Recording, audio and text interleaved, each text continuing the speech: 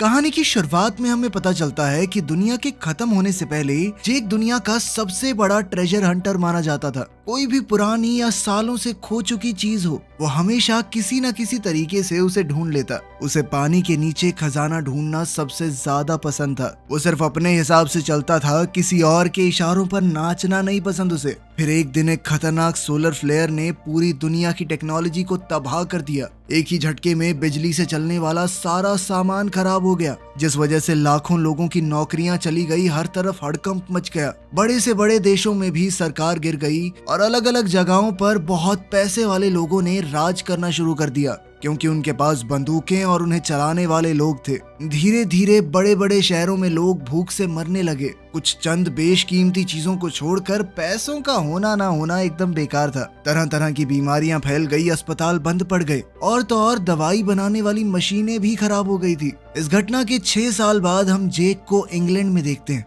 वो अभी भी एक ट्रेजर हंटर के तौर पर काम कर रहा था। वो थोड़ा संभलते हुए एक पुराने से इलाके में गया। थोड़ी देर आसपास देखा, फिर एक होटल में घुस गया और सीढ़ियां चढ़ के पेंट हाउस तक गया। वहाँ एक बड़ा किताबों का शेल्फ था, जिसे उसने ध्यान से देखा और उसके पीछे एक छुपा हुआ कमरा मिला। जेक ने तुरंत छोटे छोटे बम लगाए और स्टील का दरवाजा उड़ा दिया। उसने अपनी बैटरी जोड़ी ताकि लाइट मिल सके। वहाँ एक तिजोरी है जिसमें कीपैड और पासवर्ड चाहिए। जेक ने चाबी पर लगे उंगलियों के निशान देखे और अपनी एक कॉपी में सारे अक्षरों को लिखकर सही पासवर्ड का अंदाजा लगा लिया। तिजोरी खोलने पर उसे पुराने म्यूजिक रिकॉर्ड्स मिले। उसने वही रिकॉर्ड बजाया जिसका नाम पासवर्ड था। जैसे ही म्यूजिक बजने लगा, एक दूसरी छुपी हुई तिजोरी खुल गई, जिसके बाद जेक ने उसमें से एक महंगा वायलिन निकाला। तभी पुलिस की यूनिफॉर्म पहने हुए कुछ गुंडे अंदर घुस आए और जेक से वायलिन मांगने लगे। जेक ने मना कर दिया और धमकी दी कि एक कदम आगे बढ़ाया ना, तुम में से एक जिंदा नहीं जाएगा यहाँ से। पर गुंडे ने फिर भी उसके ऊपर हमला कर दिया। जेक ने तुरंत फायरिंग कर दी। वो एक एक करके सबको मारने लगा। जब बंदूक में गोलियां खत्म हो गई तो उसने हाथ मुक्के भी चलाए और दे दनादन गुंडों को फेंटता गया। जब गोलियां खत्म हो गई तो उसने एक भाग रहे आदमी की पीठ में ब्लेड फेंक के मारा। लीडर ने ब्लेड पकड़ लिया और ये सोचने लगा कि मैं तो बहुत कूल हूँ। तब जाके जेक ने उसे अपनी बीच वाली उंगली दिखाते हुए टाटा बाय बाय का इशारा किया और तुरंत उस ब्लेड में से एक बम फट गया, जिसके बाद गुंडों का लीडर भी मारा गया। कुछ देर बाद जेक एक बड़ी सी हवेली में गया जो अब एक फैक्ट्री बन चुकी है और वहाँ बहुत सारे गार्ड्स भी हैं। उसने वो वायलिन एक वॉर लॉर्ड के असिस्टेंट को दिया। उसने कहा कि राजा ऑगस्ट तुम्हें एक और काम देना चाहते हैं। जेक को बड़ा अजीब लगा कि ये वॉर लॉर्ड अपने आप को राजा बुलवा रहा है। उसने मना कर दिया, क्योंकि इस काम के लिए उसे समुद्र पार जाना होगा दूसरे देश में। वहाँ पर क्या हाल है कोई नहीं जानता। जब ऑगस्ट ने ये सुना कि जेक ने मना कर दिया है तो उसने अपने असिस्टेंट से कहा कि उसे एक ऐसा ऑफर दो जो वो मना ना कर सके। इसके बाद जेक अपने घर वापस आया। उसके घर पर एक टूटी हुई बोट मौजूद थी। उसने अपने घर पर तरह तरह के जाल बिछाए हुए थे ताकि कोई भी चुपके से उसके घर में घुस ना सके, और साथ ही उसने अपने कुत्ते को खाना भी खिलाया। फिर उसने अपनी पेमेंट को चेक किया, जिसके अंदर थोड़ा खाना, कुछ चीजें और एक रिकॉर्ड था। उसने रिकॉर्ड बजाया और खाना खाते हुए ड्रिंक करते हुए सो गया। रात को उसने सपना देखा कि वो एक नई बोट में दुनिया भर में घूम रहा है। सुबह वो आवाज सुन के उठ गया। बाहर गया तो देखा कि एक सिपाही उसके ट्रैप में फंसा हुआ था। सिपाही ने कहा कि राजा तुमसे मिलना चाहते हैं।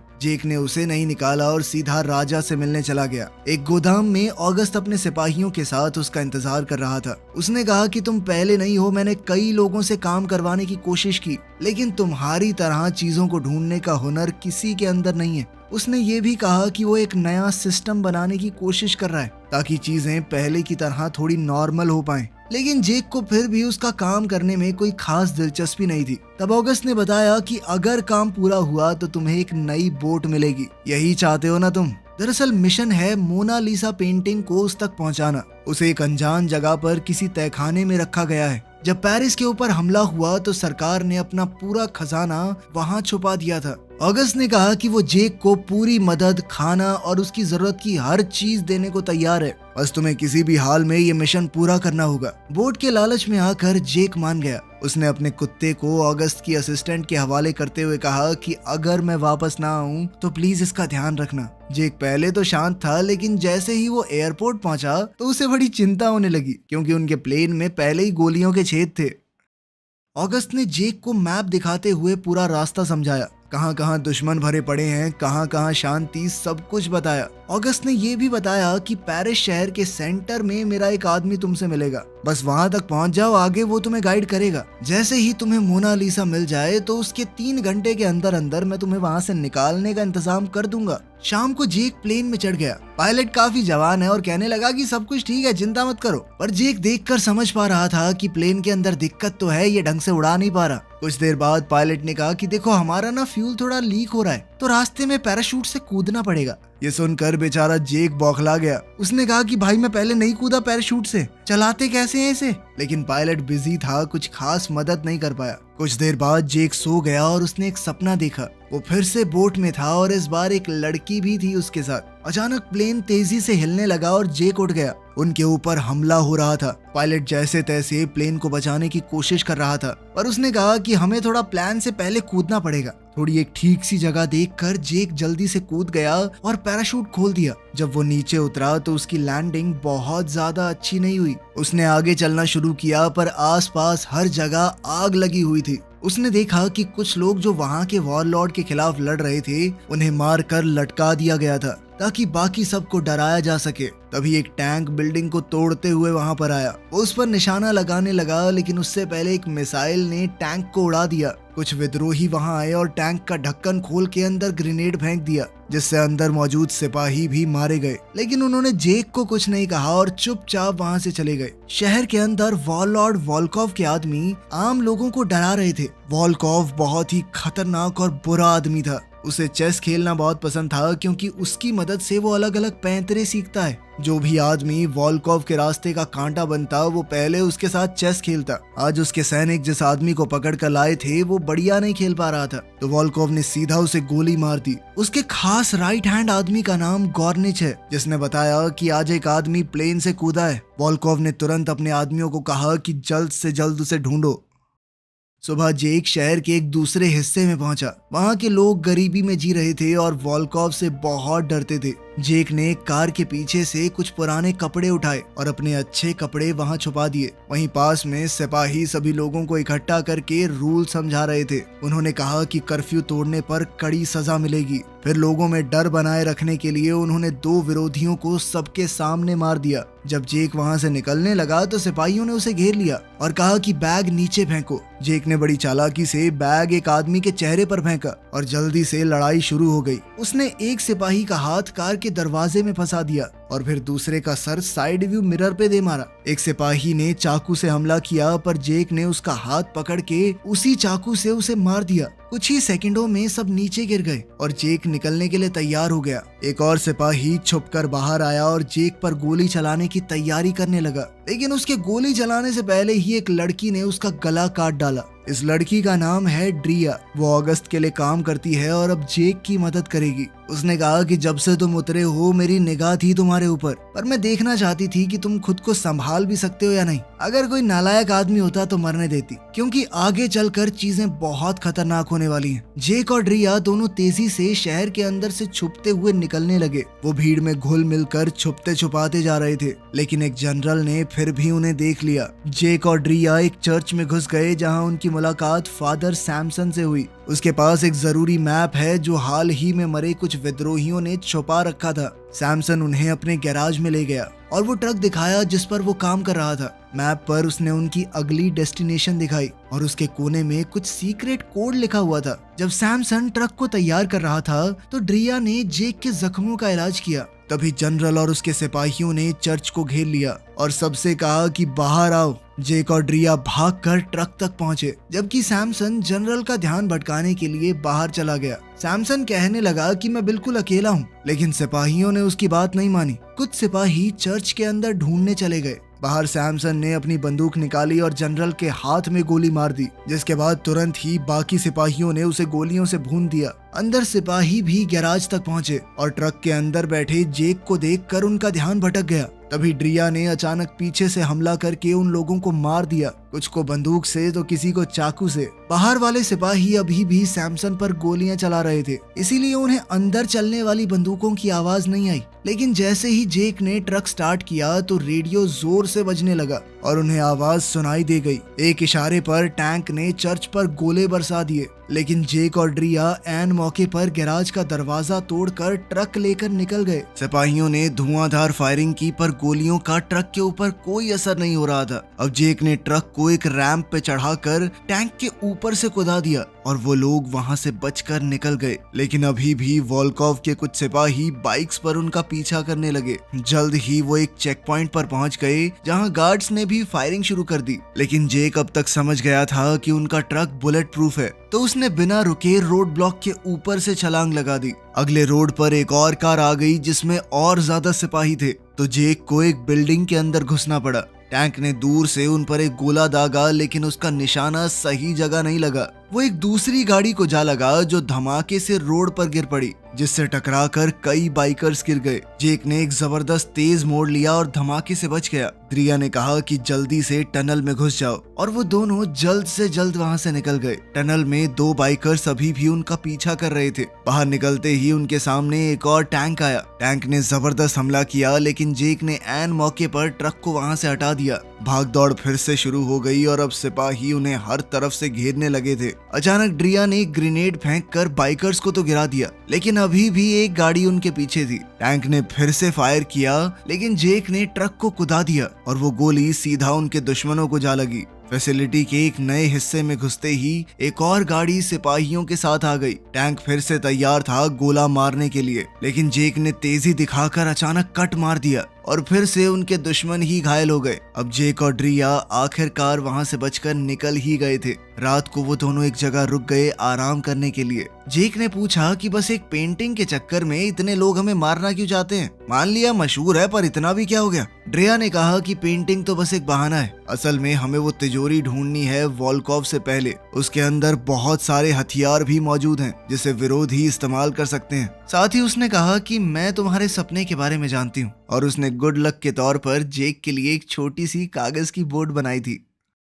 अगले दिन वोल्कोव अपनी ट्रेन में उस तिजोरी को ढूंढने निकल गया। जनरल ने वहां आकर उसे बताया कि सिर्फ 2 आदमी थे और उनकी पूरी टीम को हरा दिया, लेकिन वोल्कोव ने उसकी नाकामी से चिढ़कर फटाक से उसे गोली मार दी। उधर जेक और ड्रिया एक पुरानी बिल्डिंग में पहुंचे जहां पर एक तिजोरी है। कुछ देखकर ड्रिया डर गई क्योंकि ये एरिया रैट्स के कब्जे में है। रैट्स दरअसल कुछ ऐसे कैदी थे जो जेल में बड़े लंबे समय तक बंद रहे। जब उन्हें खाना नहीं मिला तो वो आदमियों को खाने लगे, और अब वो जिसे पकड़ लेते हैं उसे खा जाते हैं। तभी उनके पास ही आग से हमला हुआ, मतलब कोई तो उनका पीछा कर रहा है। वो दोनों अंदर दौड़े और दीवार पर उन्हें खून दिखा। तिजोरी खुली हुई थी और खाली भी। दरवाजे के कोने से आ रही बारूद की महक से जेक समझ गया कि इसे तो हाल ही में उड़ाया गया है। अंदर कुछ था नहीं, मतलब सभी चीजें किसी सुरक्षित जगह पर ले जाई गई हैं। बाहर रैट्स तेजी से उनकी ओर बढ़ रहे थे। ड्रिया और जेक बिल्डिंग के अंदर दूसरे फ्लोर तक गए जहां गोलियों के शेल्फ्स पड़े हुए थे। जेक ने हिसाब लगाया कि यहाँ के लोग आखिर तक लड़े।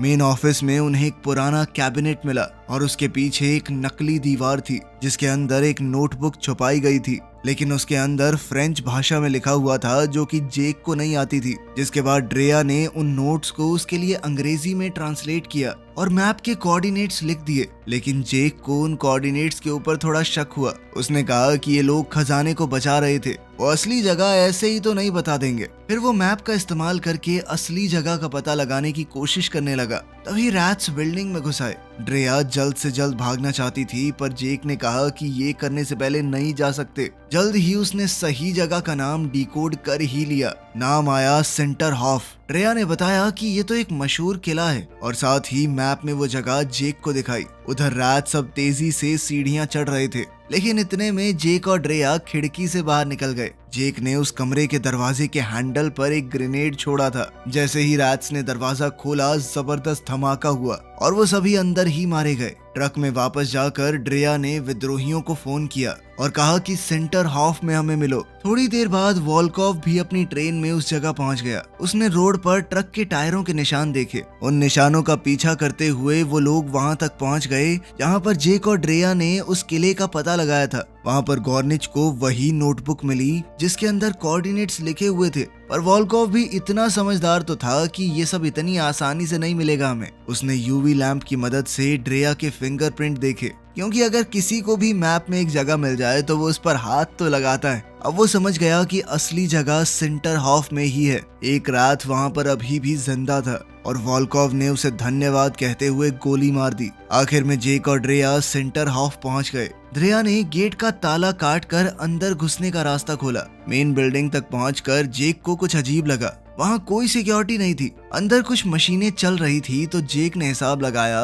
कि शायद सोलर पैनल से ये सब हो रहा होगा। ड्रेया ने उस जगह के ब्लूप्रिंट देखे और समझ गई कि जो आवाज गूंज रही है वो वॉल्ट के एयर फिल्ट्रेशन सिस्टम की है, मतलब वो तिजोरी अभी भी बंद है। जेक ने प्लान बनाया कि जहाँ से हवा जा रही है वो उसी सुरंग से अंदर जाएगा, लेकिन उसके बीच में एक बहुत बड़ा पंखा था। ड्रेया ने कहा कि मैं सोलर पैनल्स को ढूंढती हूँ ताकि पंखे को बंद कर सकूं, और जेक आगे बढ़ने लगा। सबसे ऊपर वाले फ्लोर पर जेक को एक रस्सी मिल गई और उसने उसे एक वॉल्व से बांध दिया। फिर उसने अपना बैग उठाया और उससे एक सेफ्टी बेल्ट बनाई और फिर सेफ्टी बेल्ट को रस्सी से बांध दिया। अब वो धीरे धीरे सुरंग के नीचे उतरने लगा। नीचे तेज रफ्तार में एक पंखा घूम रहा था। अगर वो उससे टकराया तो चीथड़े उड़ जाएंगे। वो बड़े ध्यान से ये सब कर रहा था, लेकिन रस्सी धीरे धीरे घिसने लगी।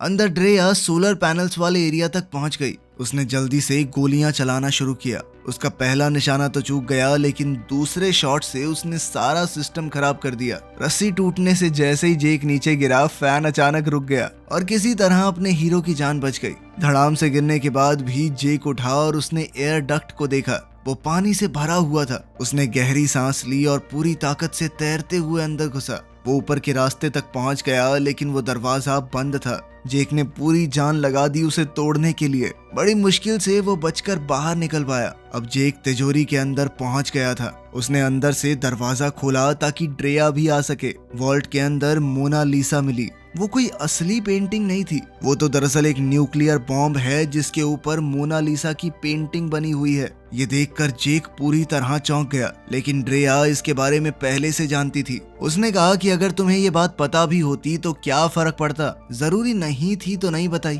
ड्रेया ने बताया कि जब अमेरिका ने जापान के ऊपर बम गिराया था तब उन्होंने एक बम रशिया के लिए भी बचा कर रखा था। ये वही बम है और अगस्त से इस्तेमाल नहीं करना चाहता। वो बस वॉल्कोव जैसे खतरनाक लोगों से इसे दूर रखना चाहता है, क्योंकि अगर उनके हत्थे चढ़ गया तो वो चला देंगे। जेक ने कहा कि कोई भी वॉर लॉर्ड भरोसे के लायक नहीं है, ना वॉल्कोव ना अगस्त। साथ ही उसने कहा कि वॉल्कोव के खिलाफ लड़ने का कोई फायदा नहीं है, वो बहुत ताकतवर है, आखिर में वो ही जीतेगा। खैर जल्द ही कुछ विद्रोही वहां आए ड्रेया की मदद करने के लिए, लेकिन अब जेक कहने लगा कि मुझे तुम सबसे कुछ लेना देना नहीं है, मैं जा रहा हूँ, मुझे इस सब का हिस्सा नहीं बनना। इतना कहकर वो ट्रक में बैठा और वहां से निकल गया। थोड़ी देर बाद वॉल्कोव की ट्रेन सेंजर हाफ पहुंची और उसके सिपाहियों ने फायरिंग शुरू कर दी। विद्रोहियों ने बचने की बहुत कोशिश की, लेकिन सिपाहियों ने उन्हें मार गिराया। गॉर्निच ने अपनी मिसाइल से हमला करके ट्रक को उड़ा दिया। अब वॉल्कोव को उस तिजोरी की चाबी मिल गई थी और उसने बम को ट्रेन में रखवा लिया।